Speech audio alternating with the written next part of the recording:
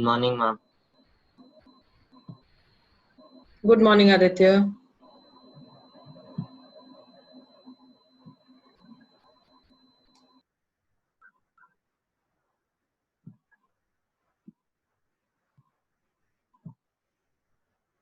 Good morning, ma'am. Good morning.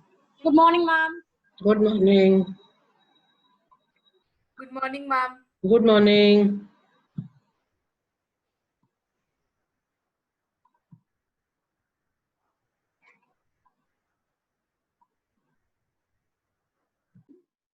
Jainism and Buddhism.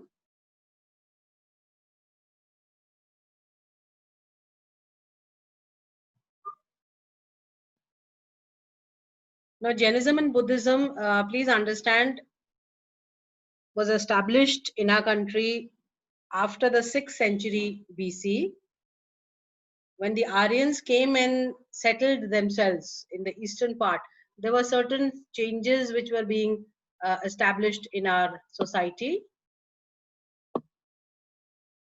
So there were certain organizations which came to develop, because if you remember about the last chapter, how I said that the easy access to water allowed people some free time in hand, because of which they were able to adopt certain kinds of other occupations rather than all of them being agriculturists or pastoralists. And also the discovery of iron facilitated the people to grow in different aspects and to adopt different occupations. So the people of the later Vedic period used these tools and implements because of the discovery of iron. We've already done that, how iron enabled people to clear forests. Clearing of forests allowed cultivation of crops to take place, and man began to lead a settled life from a nomadic. Now man became a settled human being. So because of agriculture which was existing, there was surplus production of food grains. Now these food grains were in surplus, which allowed people to exist or to enable a barter kind of a system.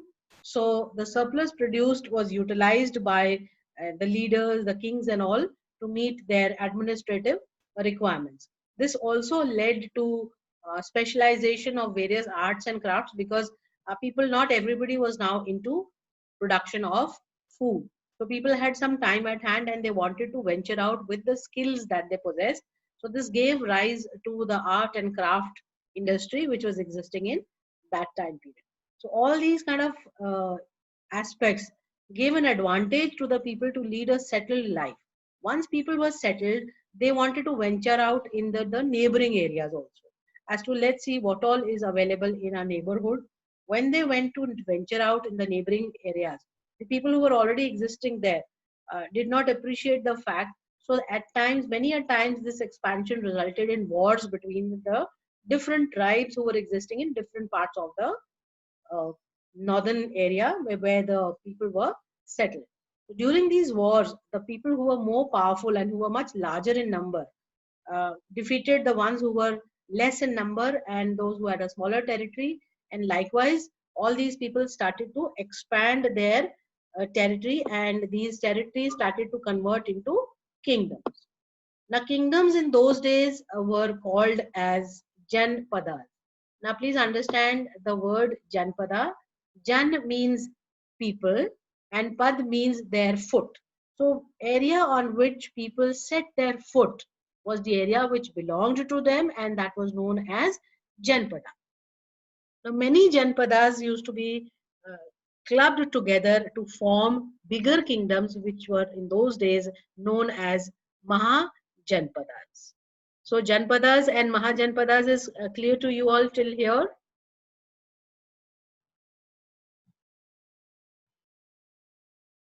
I hope you are able to see the screen that I'm sharing.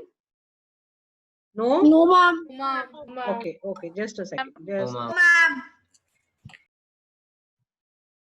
No, ma'am. now you all can see?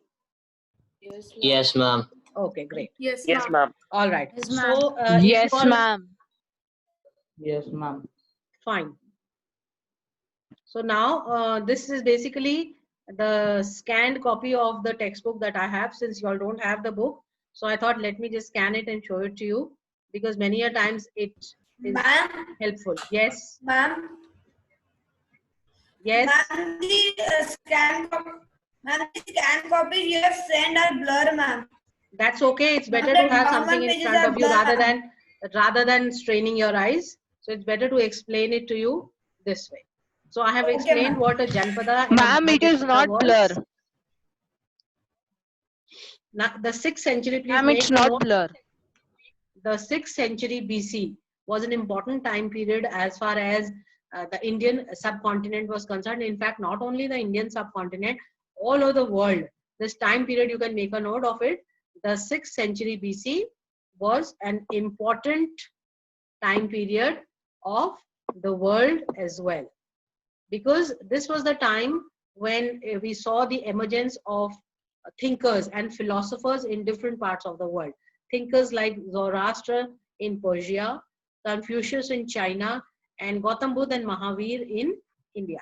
So there were many religious thinkers and philosophers who emerged in the 6th century BC, and because of their thoughts and their philosophy, which they imparted to people all over the world, there was a change in the trend and thought process of the entire world.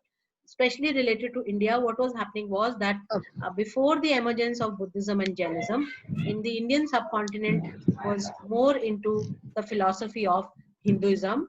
The only negative aspect that Hinduism had in those days was that it was a very orthodox kind of a system.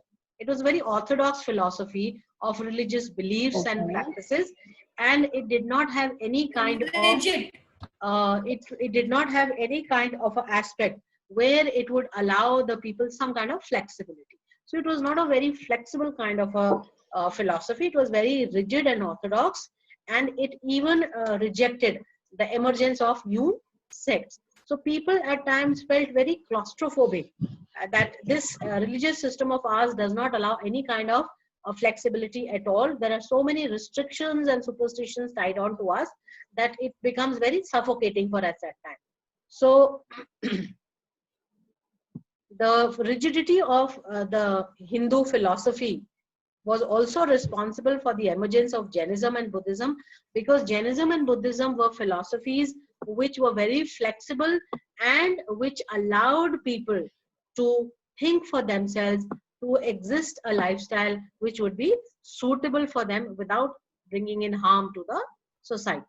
So the 6th century BC, that is why is considered as a very important landmark as far as the Indian history and the world history is concerned, because it saw the emergence of certain great philosophers and thinkers all across the world. Now, whenever we read about something, there are always sources which become the information for us. Generally, they are in form of a literary source or they are in form of an archaeological source. As far as Jainism and Buddhism are concerned, we have both the literary as well as the archaeological sources. The literary sources are in form of the Angas, which is a Jain script. Then we have the Tripitakas, which were the Buddhist scripts, and we also have the Jataka tales.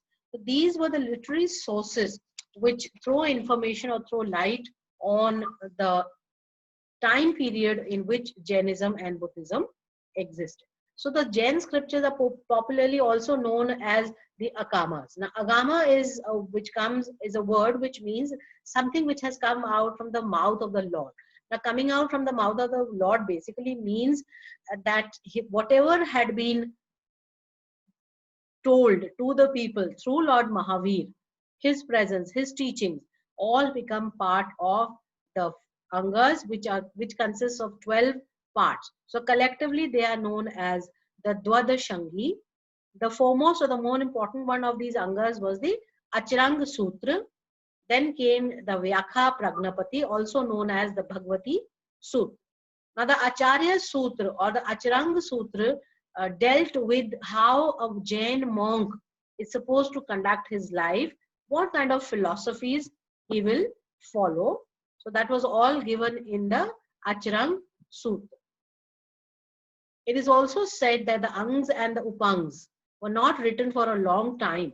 So initially they were passed down in an oral manner from the religious guru to the pupils, who would furthermore pass it on to the next generations. So all these teachings were compiled into 12 angas, and they are regarded as the most important aspects of Jain philosophy and doctrines as to what kind of a life a Jain is supposed to be leading. All this information is given in the angas. The angas also discuss how the religious ceremonies, rituals are supposed to be performed, what are the different stages in a man's life as a householder, what are the rules of conduct, and what are the other features that the Jain philosophy is supposed to be dealt with as far as Jain lifestyle is concerned. Yes? Ma'am, what is vows of chastity mean? Vows of chastity here means, just a second. Okay. Another source of Okay, ma'am, thank information which gives us information or gives us knowledge about the Buddhists were the Tripitikas. Now, Tripitikas basically means 3 word comes from word 3, and Pitikas were baskets. So it basically means that these are the 3 baskets of information that we can lay our hands on as far as Buddhist knowledge and information were concerned. The earliest writings were taken on texts which were on leaves, and these leaves were generally, narrow, sewn together and bound in bunches. Then they were stored in baskets. So that is how the name of the 3 pitikas or the 3 baskets came, that initially this information was all written down on leaves, right? So these leaves were then sewn together and put in a basket, and that is how the word 3 baskets came. Now, one important aspect of Buddhism as to why Buddhism became very popular with the common man was because they used the language Pali. If you can see here, Pali language was included as far as the written work was concerned. When we talk of Hindu philosophy, Sanskrit was the language which was used, and Sanskrit was a privileged language where common man had no access to that language. So most of the people were not able to access the religious scriptures of the Hindu philosophy. The Hindu doctrines were not available to people because it was mostly compiled in Sanskrit. And Sanskrit was not a language of the common man. It was the language of the privileged or the elite. But Buddhism was where they dealt with the Pali and Prakrit, and these were languages of the common man. So common man could understand what was given in the doctrines and philosophy of Buddhism. So they moved more towards Buddhism rather than being in Hinduism. Yes. So the first basket or the first segment of information under the Buddhism is the Vinaya Pitaka. Now, Vinaya Pitaka tells us what kind of rules, regulations the Buddhist monks and nuns used to consider in their daily life. Now, Buddhist monks and nuns in those days were known as, in fact, today also, they're known as bhikkhus and bhikkhunis. So the male members are known as bhikkhus, the ones who give up their worldly life and adopt the life of a monk. And the nuns, the women, are known as the bhikkhunis. So the Vinaya Pitaka basically dealt with the life of the Buddhist monks and nuns, that is the bhikkhus and the bhikkhunis. It also told us as to what was the life and teachings of Buddha and certain aspects of what kind of custom, what kind of art and culture was developing in the time period when Buddha was existing. So Vinaya Pitaka gives us information about all these aspects about the bhikkhus, the teachings of Buddha, and some account of his life.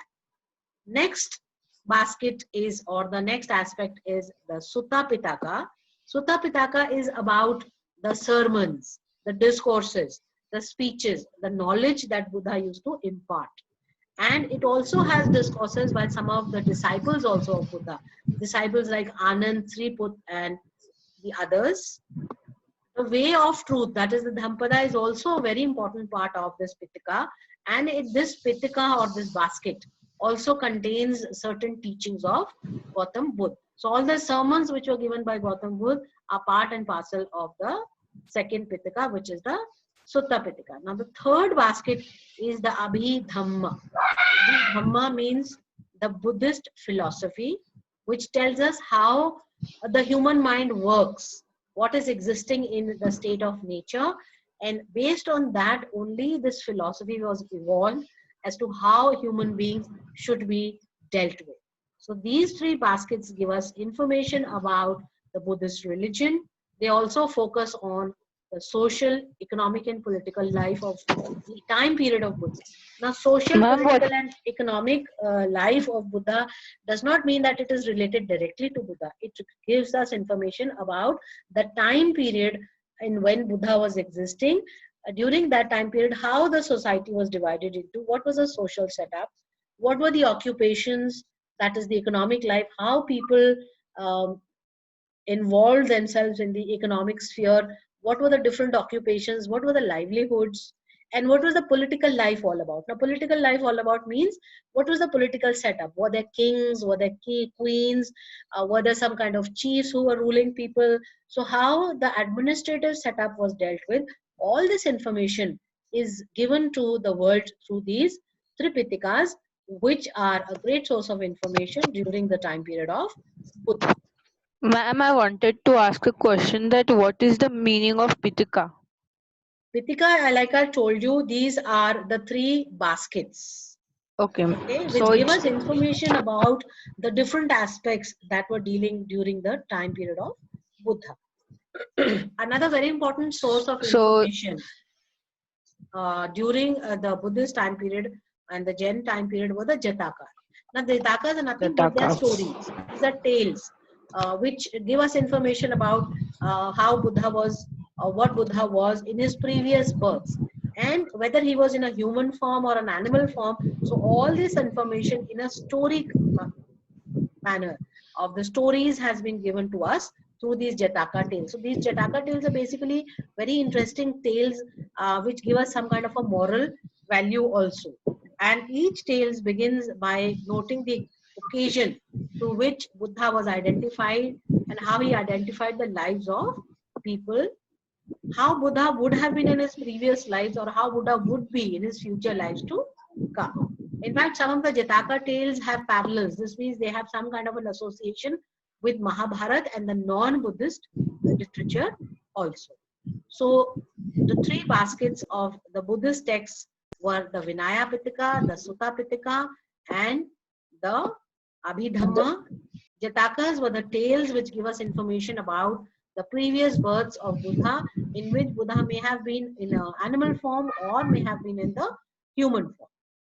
So three important sources of information of the Jain and the Buddhist texts are the Tripitakas, the Jatakas, and the Angas.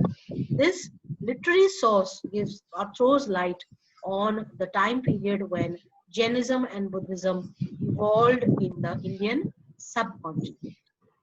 So this much is clear to you all? yes, ma'am. Yes, ma'am. Okay. Can you all see this screen? Yes, ma'am. Yes, ma'am. Yes. Okay. So let me just give you some bullets and points about Jainism and Buddhism. Now, Jainism was basically an offshoot of Hinduism, which was founded by Mahavir. The time period of Mahavir given is 540 to 468 BC. One major aspect of Jainism was that it lays a lot of emphasis on non-violence and ahimsa. This was a common factor between both Jains and the Buddhists. Buddhist. Yes, Jainism was built upon a tradition of ascetic practices called yoga. This means that you had to adopt yoga in your life, in the life of a monk or a nun. Yoga held a lot of importance. Jainism was born because it was a reaction to the Brahmin dominated caste system. If you remember, we did the Varna system. Yes, ma'am. Yes, so in the Varna The system, Brahman. the Brahmins, Kshatriyas, Vaisyas, and Sudras were there. Now, in this, the Brahmins gained a lot of importance. So, the Brahmins were trying to dominate in the caste system or the Varna system, wherein the lower sections of the society, the lower strata, was a neglected one. And the common man did not have any kind of an advantage to themselves. So, when the philosophy of Jains evolved, the lower strata of the society found that there was some kind of a peace which they would find in the philosophy which was adopted by Jainism. So that's why we say that Jainism was created as a reaction to the Brahmin dominated caste system. Caste system. Okay, so here you can Yes, see ma'am. the idol of Lord Mahavir.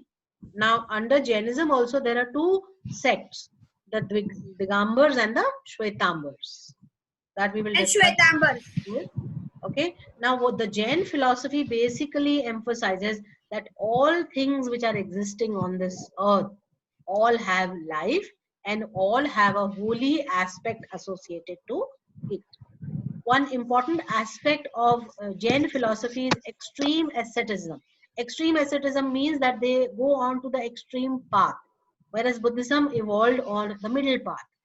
So much so is the extreme aspect of Jainism that sometimes people used to die because of the starvation that they used to indulge in.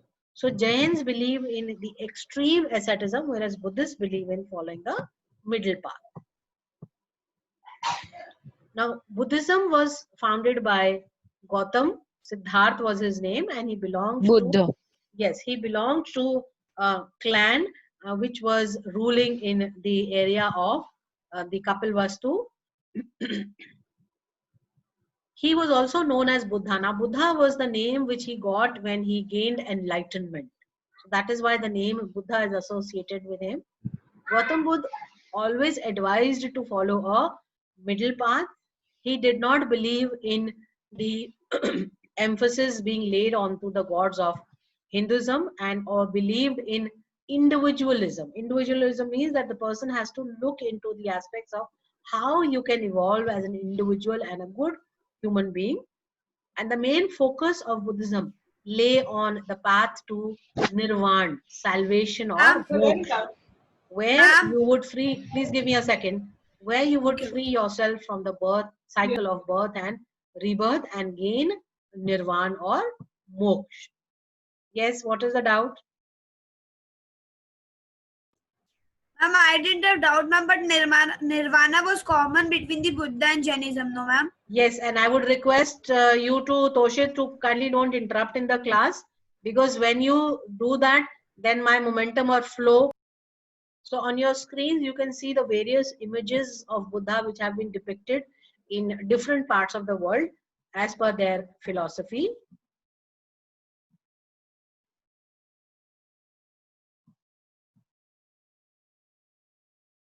Buddhism believed in the Four Noble Truths, which we will read about in the time to come. Right now, let's focus on the aspect of what were the reasons basically which led to the rise of Jainism or Buddhism. Okay? Then we will read in detail about what Jainism and Buddhism were all about. So there were certain reasons which led, you all know that when something evolves, there's always a reason behind it. So similarly, there were reasons which led to the rise of Jainism and Buddhism. The first and foremost reason which was common for the rise of both Jainism and Buddhism was the reaction against ritualism. Like I told you before, and also Hinduism was becoming a very rigid kind of a practice.